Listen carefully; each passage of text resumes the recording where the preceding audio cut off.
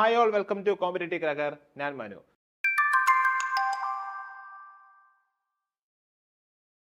നമ്മൾ നോക്കാൻ പോകുന്നത് HSA ഫസ്റ്റ് മൊഡ്യൂൾ, HSA മാത്സിന്റെ ഫസ്റ്റ് മൊഡ്യൂളിൽ വരുന്ന ഒരു ഇമ്പോർട്ടന്റ് ടോപ്പിക്കാണ് എന്ത്? 3D രൂപങ്ങൾ അഥവാ ത്രിമാന രൂപങ്ങൾ. മറ്റൊരു ഇത് പറയുകയാണെങ്കിൽ സോളിഡ്സ് എന്ന് പറയാം, ഘനരൂപങ്ങൾ എന്തും പറയാം. ഓക്കെ, അപ്പോൾ നമ്മൾ സ്കൂളുകളിൽ പഠിച്ച 10, 9, 8 ആ ക്ലാസ്സുകളിൽ പഠിച്ച കാര്യങ്ങൾ മാത്രമേ ഉള്ളൂ. പക്ഷേ ആ ക്ലാസ്സിൽ കണ്ട് എത്ര വർഷമായി, അപ്പോൾ അതൊക്കെ ഒന്ന് ഓർത്തെടുക്കുക, ആ ഇക്വേഷൻസ് ഒക്കെ ഒന്ന് പഠിക്കുക. കുറച്ച് ബുദ്ധിമുട്ടുള്ള കാര്യമാണ്. അപ്പോൾ നമുക്ക് അത് ഈസി ആയിട്ട് എങ്ങനെ പഠിച്ചു പോകാം നമുക്ക് ഈ വീഡിയോയിൽ നോക്കാം. ഓക്കെ, സോ നമ്മൾ മെയിൻ ആയിട്ട് പഠിക്കുന്ന ത്രിമാന രൂപങ്ങൾ ഏതൊക്കെയാണ്? ചതുരസ്തംഭം, വൃത്തസ്തംഭം, ഗോളം, അർദ്ധഗോളം, സമചതുര സ്തൂപിക, വൃത്തസ്തൂപിക. എന്താണ് ചതുരസ്തംഭം? ചതുരസ്തംഭം എന്ന് പറയുന്നത് എന്താണ്? പ്രിസമാണ്, അഥവാ എന്താണ്? ഒരു റെക്ടാങ്കുലർ ബോക്സ്, അങ്ങനത്തെ ഒരു ഐഡിയയിലാണ് എന്ത്? ചതുരസ്തംഭം വരുന്നത്. വൃത്തസ്തംഭം നിങ്ങൾക്കറിയാം എന്താണ്? സിലിണ്ടർ ആണ്. ഗോളം എന്താണ്? സ്പിയർ ആണ്. അപ്പൊ അർദ്ധഗോളമോ? ഹെമിസ്പിയർ ആണ്. സമചതുര സ്തൂപിക എന്ന് പറയുന്നത് സ്ക്വയർ പിരമിഡും വൃത്തസ്തൂപിക എന്ന് പറയുന്നത് കോണുമാണ്. ഓക്കെ, ഈ എത്ര എണ്ണം ഉണ്ട്? 6 എണ്ണം ഉണ്ട്. നമുക്ക് ഈ 6 എണ്ണത്തിന്റെ എല്ലാ ഇക്വേഷൻസും പക്കയായിട്ട് പഠിച്ചു പോകാം. ഓക്കെ ആണല്ലോ? നമുക്ക് സ്റ്റാർട്ട് ചെയ്യാം. ഫസ്റ്റ് ആണ് എന്താണ്? ചതുരസ്തംഭമാണ്. ചതുരസ്തംഭം എന്ന് പറഞ്ഞാൽ എന്താണ്? ജസ്റ്റ് ഇത്രയും വിചാരിച്ചാൽ മതി, റെക്ടാങ്കുലർ ബോക്സ്. ഇപ്പൊ ചെരുപ്പിന്റെ പെട്ടി, അല്ലെങ്കിൽ ഇപ്പൊ കടയിൽ നിന്ന് സ്വീറ്റ് ബോക്സിന്റെ ഒരു പെട്ടി, ആ ഒരു പെട്ടി എങ്ങനെയാണോ അതുപോലെയാണിത് നമ്മുടെ സമചതുര സ്തൂപിക വരുന്നത്. ഓക്കെ, നമ്മുടെ സമചതുര സ്തൂപിക എങ്ങനെയാണ്, അപ്പൊ അതിന്റെ ഇമ്പോർട്ടന്റ് അളവുകൾ ഏതൊക്കെയാണ് എന്നൊക്കെ നമുക്ക് നോക്കാം ഇനി. ഓക്കെ, ഇതാണ് നമ്മുടെ സമചതുര സ്തൂപിക. ഇപ്പൊ ഇവിടെ മെയിൻ ആയിട്ട് നമുക്ക് 3 അളവുകളാണുള്ളത്. ഏതൊക്കെയാണ്? ലെങ്ത്, ഏത്? ഈ അടിയിലത്തെ ഈ നീളം. വിഡ്ത്ത്, ഈ നീളം. പിന്നെ ഹൈറ്റ് ആണല്ലോ. നമ്മൾ ഇത് പഠിക്കുന്ന മെയിൻ ആയിട്ടുള്ള 3 കാര്യങ്ങൾ എന്താണ്? നമുക്ക് അറിയാവുന്ന 3 കാര്യങ്ങൾ, 3 അളവുകൾ ഏതൊക്കെയാണ്? Length, width, height. ഈ 3 അളവുകളെ പറ്റി അറിയാത്ത ആരും ഉണ്ടാവില്ല. നമ്മൾ എല്ലാ സ്കൂളിലും പഠിക്കും. എന്താണ്? വോളിയം ഈക്വൽ ടു LBH എന്ന ഒരു ഫോർമുലയാണ് നമ്മൾ എല്ലായിടത്തും പഠിക്കുന്നത്. ഇപ്പൊ വിഡ്ത്തിന് പകരം ബ്രെഡ്ത്ത് ഒന്നും ഉപയോഗിക്കാമെന്ന് നമുക്കറിയാലോ.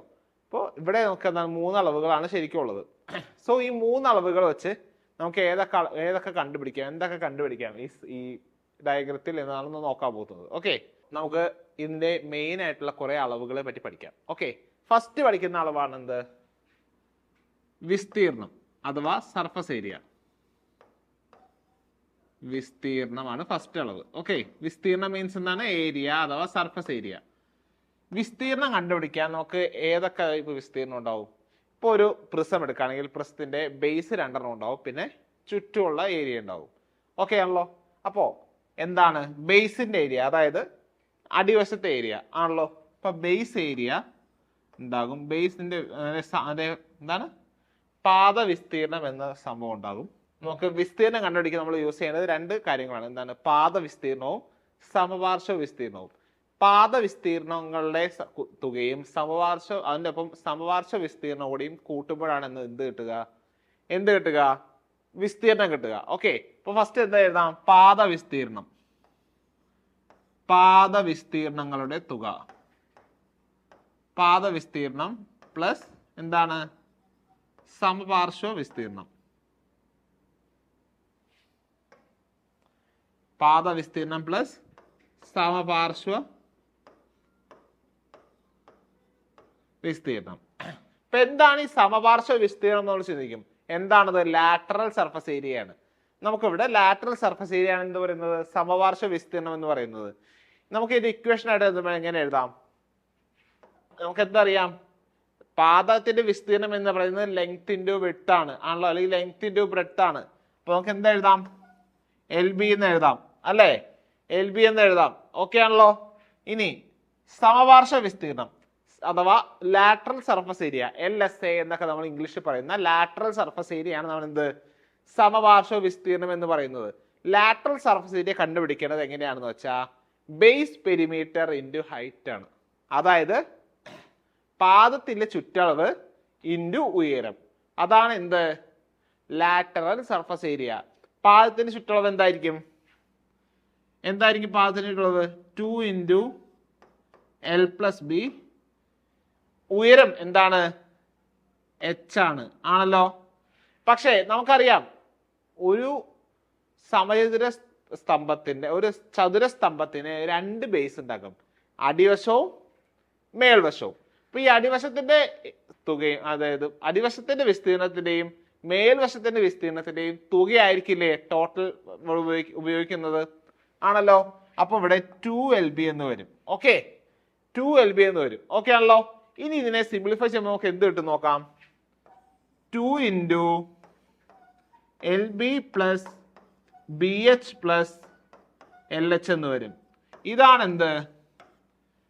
ഇതാണെന്ത് ഒരു ചതുരസ്തംഭത്തിന്റെ മൊത്തം വിസ്തീർണം. ഓക്കെ, ഒരു ചതുരസ്തംഭത്തിന്റെ മൊത്തം വിസ്തീർണം എന്ന് പറയുന്നത് എന്താണ്? 2 into LB plus BH plus LH ആണ്. ഇത് ഇമ്പോർട്ടന്റ് ആയ ഇക്വേഷൻ ആണ്. ഈ ഇക്വേഷൻ പഠിച്ചു വെച്ചാൽ നമുക്ക് ഈസി ആയിട്ട് ഇത് കണ്ടുപിടിക്കാം. ഓക്കെ ആണല്ലോ. ഓക്കെ, നമുക്ക് അടുത്ത ഇക്വേഷനിലേക്ക് പോവാം. അടുത്ത ഇക്വേഷൻ ആണ് എന്ത്? അടുത്ത ഇക്വേഷൻ ആണ് വോളിയം അഥവാ വ്യാപ്തം. വ്യാപ്തമാണ് നമ്മുടെ അടുത്ത ഇക്വേഷൻ. ഓക്കെ ആണല്ലോ. വ്യാപ്തമാണ് നമ്മുടെ അടുത്ത ഇക്വേഷൻ. വ്യാപ്തം എന്താണ്? വ്യാപ്തം എന്ന് പറയുന്നത് ഇംഗ്ലീഷ് പറയുമ്പോൾ വോളിയം ആണ്. വോളിയത്തിൽ നമ്മൾ ഏറ്റവും ഇമ്പോർട്ടന്റ് ആയി പഠിക്കുന്ന ഇക്വേഷൻ എന്താണെന്ന് അറിയോ? എന്തായിരിക്കും? പാദവിസ്തീർണം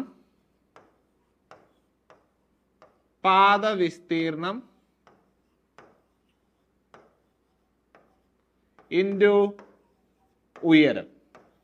ഓക്കെ, പാദവിസ്തീർണം ഇൻറ്റു ഉയരം. ഇതാണ് നമ്മുടെ ബേസിക് ആയിട്ടുള്ള ഇക്വേഷൻ. ഓക്കെ, എന്താണ് പാദവിസ്തീർണം? ഇതിന്റെ ഇക്വേഷൻ എന്താണ്? LB അല്ലേ? ലെങ്ത് ഇൻറ്റു ബ്രെഡ്ത്ത് അല്ലേ പാദവിസ്തീർണം? ഒരു പാദം എടുത്താൽ മതി നമുക്കിവിടെ. നമുക്ക് ഒറ്റ പാദം മതി കേട്ടോ. ഇൻറ്റു ഉയരം എന്ന് പറയുമ്പോൾ എന്താണ്? H ആണ് ആണല്ലോ. അപ്പൊ നമുക്ക് എന്തറിയാം? നമ്മൾ പണ്ട് പഠിച്ച ഇക്വേഷൻ എന്ത്? വോളിയം ഓഫ് എ ക്യൂബ് അല്ലെങ്കിൽ volume of a box equal to LBH എന്നൊരു ഇക്വേഷൻ പണ്ടേ പഠിച്ചതല്ലേ? എന്താണ്? Volume of a box equal to LBH. അപ്പൊ എന്താണ്? വ്യാപ്തം എത്രയാണ്? LBH ആണ്. ഓക്കെ ആണല്ലോ. സോ ഇനി നമ്മൾ അടുത്തൊരു ഷേപ്പിലേക്ക് കടക്കാണ്. നമ്മൾ നോക്കാൻ പോകുന്നത് അടുത്ത ഷേപ്പാണ്. ആ ഷേപ്പ് എന്താണ് നോക്കിയേ? വൃത്തസ്തംഭം അഥവാ എന്താണ്? സിലിണ്ടർ. ഈ സിലിണ്ടർ പലയിടത്തും നമുക്ക് കാണാം. എവിടെ കാണാം? നമുക്ക് ഒരു തൂണിൽ കാണാം, ഒരു ചെറിയ വെള്ളം കുപ്പിയിൽ കാണാം, ഒരു പെപ്സിയുടെ ക്യാനിൽ വരെ കാണാം. എന്ത്? ഒരു സിലിണ്ടർ. അപ്പൊ പല പല ആപ്ലിക്കേഷൻ ടൈപ്പ് ക്വസ്റ്റ്യൻസ് എന്തിന്ന് വരാം? സിലിണ്ടറിൽ നിന്ന് വരാം. ഓക്കെ, സിലിണ്ടറിൽ നമുക്ക് മെയിൻ ആയിട്ട് 2 അളവുകളുള്ളത്. ഏതൊക്കെയാണ്?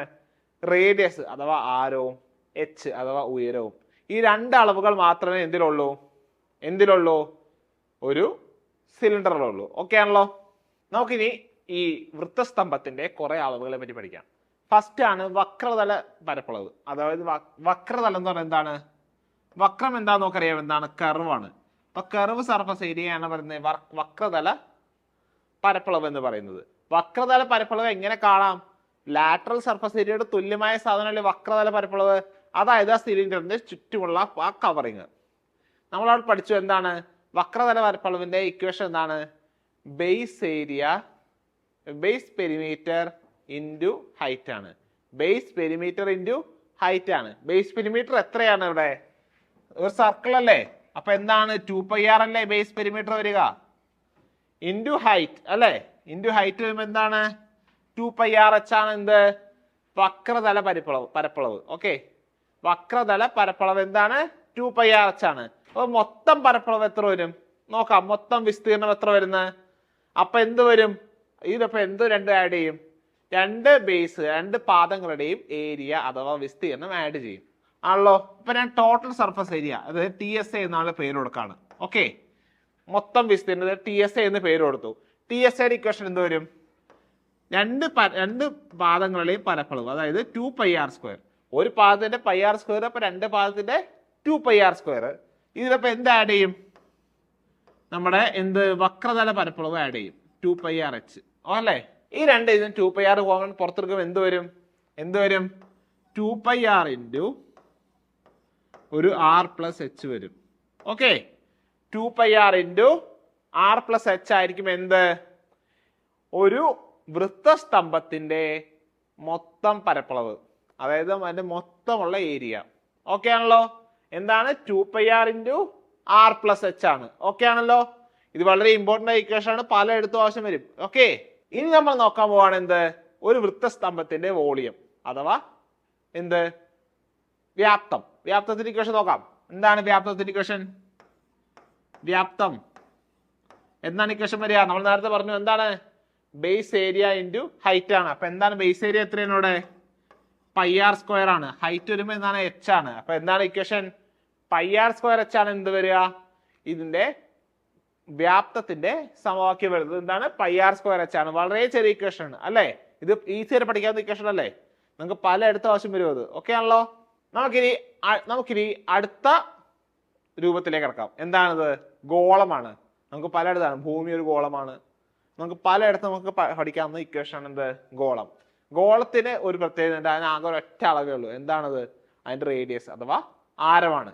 റേഡിയസ് അഥവാ ആരമാണ് അതിന്റെ ഒറ്റ അളവ് വരുന്നത്. ഓക്കെ, അപ്പൊ ഈ ആറ് എന്ന ആരത്തിന്റെ അളവ് വെച്ചാണ് എന്ത് നമ്മൾ എല്ലാ പ്രോബ്ലവും ചെയ്യുന്നത്. ഓക്കെ ആണല്ലോ? വേറെ ഒന്നും നമുക്ക് പഠിക്കാനില്ല. ഓക്കെ, നമുക്ക് ഇതിന്റെ ഓരോ ഇക്വേഷൻസ് ചെയ്ത് നോക്കാം. ഓക്കെ ആണല്ലോ? ഫസ്റ്റ് വൺ എന്താണ്? ഇതിന്റെ പരപ്പളവാണ്. ഇതിന് കർവ്ഡ് സർഫസ് ഏരിയ അഥവാ വക്രതല പരപ്പളവ് എന്ന സാധ്യത ഒന്നുമില്ല. കാരണം എന്താ? ഇതിനെല്ലാം ഫുള്ളും വക്രമായിട്ടല്ലേ ഇരിക്കുന്നത്. അപ്പൊ ഒരൊറ്റ കണ്ടീഷനുള്ളൂ, ഒറ്റ ഇതേ ഉള്ളൂ. എന്താണ്? പരപ്പളവ് എന്ന് മാത്രമേ പറയുള്ളൂ. പരപ്പളവിന്റെ ഇക്വേഷൻ നോക്കിയാലോ?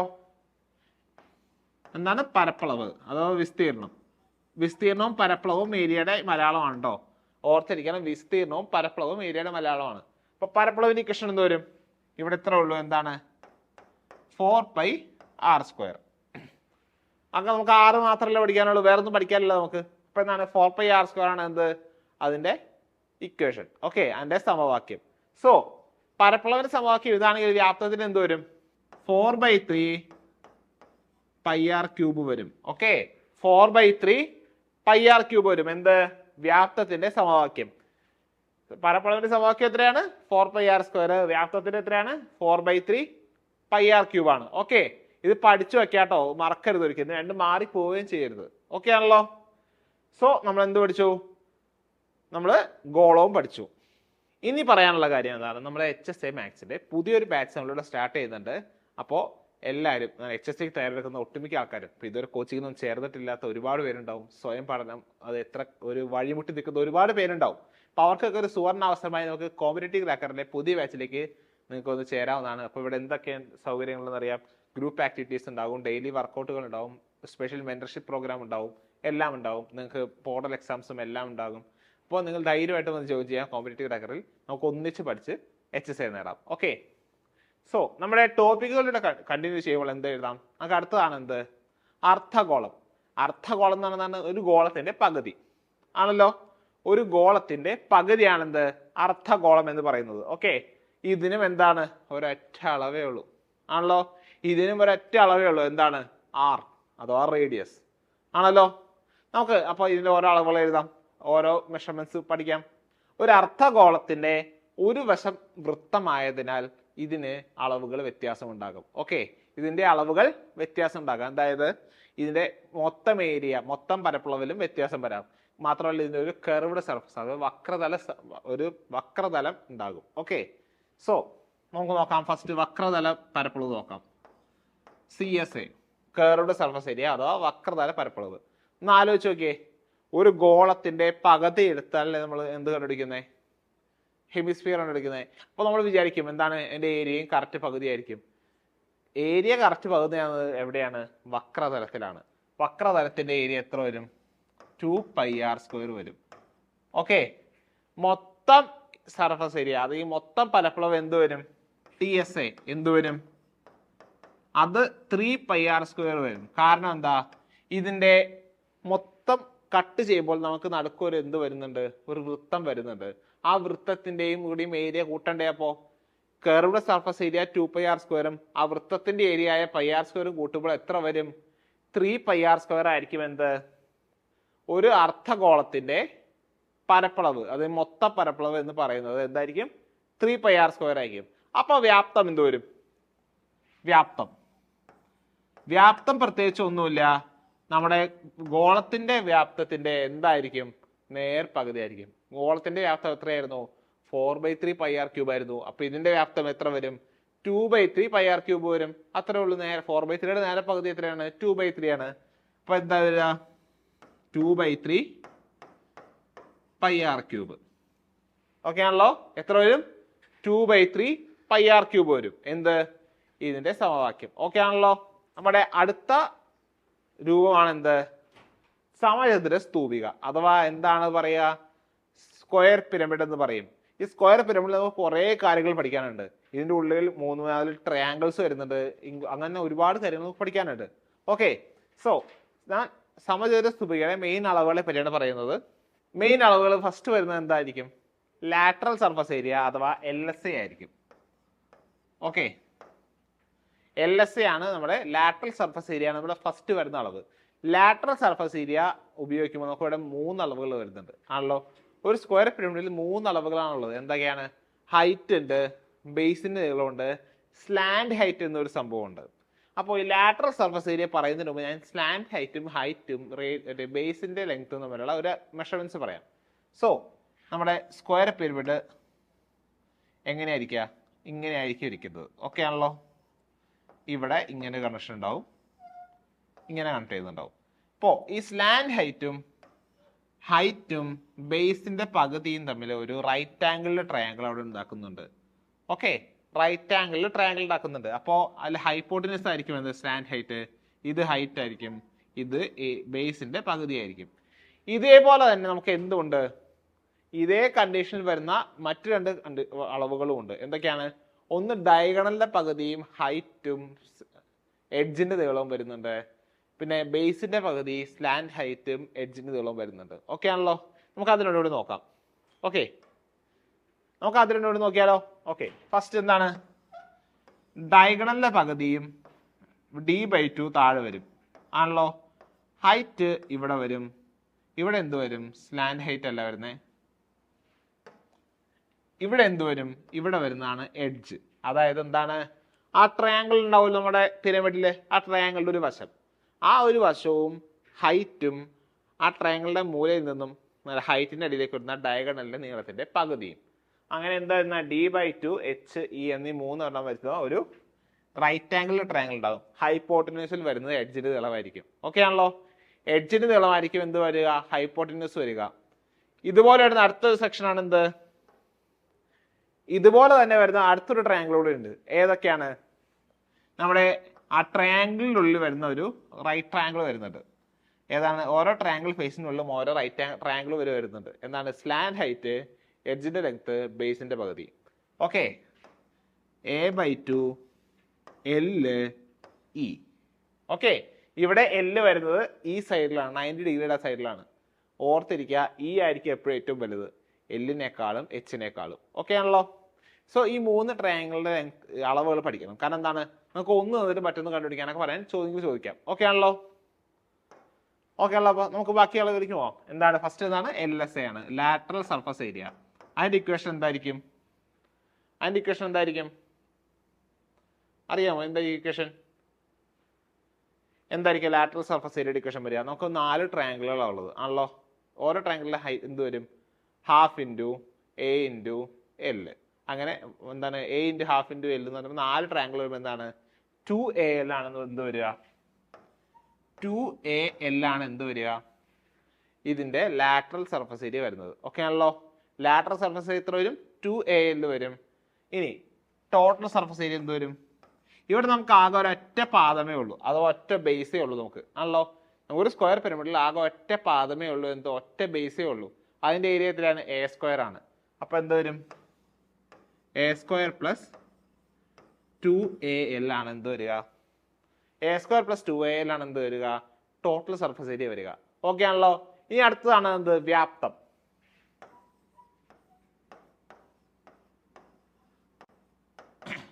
വ്യാപ്തത്തിന്റെ പ്രത്യേകത എന്താണെന്ന് അറിയോ? എന്തായിരിക്കും വ്യാപ്തത്തിന്റെ പ്രത്യേകത? വ്യാപ്തത്തിന്റെ പ്രത്യേകത എവിടെ വരിക? നമ്മുടെ പ്രിസത്തിന്റെ വ്യാപ്തം ഉണ്ടല്ലോ, അതിന്റെ 1/3 ആയിരിക്കും എന്ത്? ഇതിന്റെ വ്യാപ്തം. ഓക്കെ ആണല്ലോ. 3/1 എന്ത് വരിക? പിരമിഡിന്റെ വ്യാപ്തം വരിക.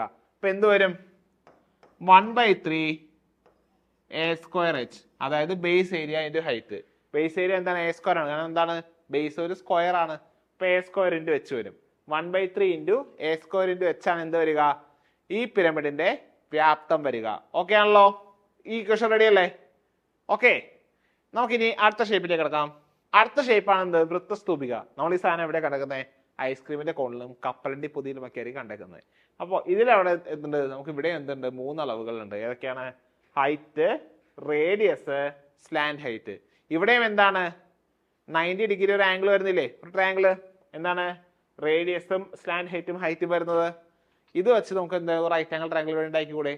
ആ റൈറ്റ് ആംഗിൾ ട്രയാംഗിളിന്റെ ഹൈപ്പോട്ടനസ് എന്തായിരിക്കും, സ്ലാൻഡ് ഹൈറ്റ് ആയിരിക്കും. ഓക്കെ, അതായത് ചെരിഞ്ഞ ഉയരമായിരിക്കും. ഓക്കെ ആണല്ലോ. ഇവിടെ നമുക്ക് പഠിക്കാനുള്ളത് 3 അളവുകളാണ്. എന്തൊക്കെയാണ്? CSA curved surface area, TSA total surface area, പിന്നെ വ്യാപ്തം. ഓക്കെ ആണല്ലോ. CSA എന്ത് വരും? നമുക്ക് ഇവിടെ എന്താ വരിക, πRL ആണ് വരിക. ഓക്കെ ആണല്ലോ.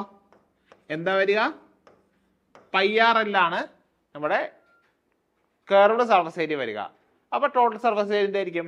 നമ്മുടെ ബേസിന്റെ area plus curved surface area, അതായത് πr² പ്ലസ് πRL എന്ത് വരും? ടോട്ടൽ സർഫസ് ഏരിയ വരും. πr² പ്ലസ് πRL വരിക. ഇനി വ്യാപ്തം വരുന്നത് സിലിണ്ടറിന്റെ വ്യാപ്തം അഥവാ വൃത്തസ്തംഭത്തിന്റെ വ്യാപ്തത്തിന്റെ 1/3 എന്ത്, കോണിന്റെ വ്യാപ്തം. അപ്പൊ എന്ത് വരും? 1/3 ഇൻറ്റു πr²h. 1/3 ഇൻറ്റു πr²h ആണ് എന്ത് വരിക? വൃത്തസ്തൂപികയുടെ വ്യാപ്തം വരിക. ഓക്കെ ആണല്ലോ. ഒരു ഇമ്പോർട്ടന്റ് കാര്യമാണ് നമുക്ക് വൃത്തസ്തൂപികയെ പറയാനുണ്ട്. എന്താണ്? ഒരു വൃത്തസ്തൂപിക ഉണ്ടാക്കുന്നത് എന്ത് വെച്ചാണ്? ഒരു സെക്ടർ വെച്ചിട്ടാണ്. അതായത് ഇതാണ് നമ്മുടെ ഒരു വൃത്തമെങ്കിൽ ഈ വൃത്തത്തിന്റെ കേന്ദ്രബിന്ദു ഇതാണ്.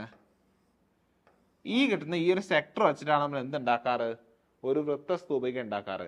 അങ്ങനെയാണെങ്കിൽ ഈ ആർക്ക് ലെങ്ത്, അത് ഈ ചാപത്തിന്റെ നീളം എന്തായിരിക്കും?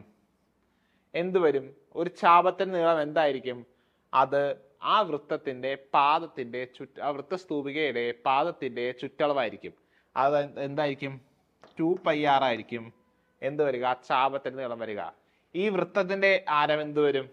നമ്മുടെ സ്ലാൻഡ് ഹൈറ്റ് അഥവാ ചെരിവ് ഉയരമായിരിക്കും. ഓക്കെ, ഇത്രയുമാണ് ബേസ് ആയിട്ട് പഠിക്കേണ്ട കാര്യങ്ങൾ. ഓക്കെ ആണല്ലോ. ഇത്രയും കാര്യങ്ങൾ ഓർത്തിരുന്നാൽ നമുക്ക് 3D രൂപങ്ങൾ നമുക്ക് ഈസി ആയിട്ട് പഠിക്കാം. ഇത്ര കാര്യങ്ങൾ ഓർത്ത് നമുക്ക് വൃത്തസ്തൂപിക ഈസി ആയിട്ട് പഠിക്കാം. അപ്പൊ നമ്മൾ ഈ വീഡിയോയിൽ എന്താണ് ഡിസ്കസ് ചെയ്തത്? നമ്മൾ 3D രൂപങ്ങളുടെ പല ടൈപ്പ് പ്രോപ്പർട്ടീസും പല അളവുകളും പഠിച്ചു. അപ്പോൾ ഇത്തരത്തിലുള്ള പുതിയൊരു വീഡിയോ ആയിട്ട് ഇനി വരുന്നതായിരിക്കും. Thank you.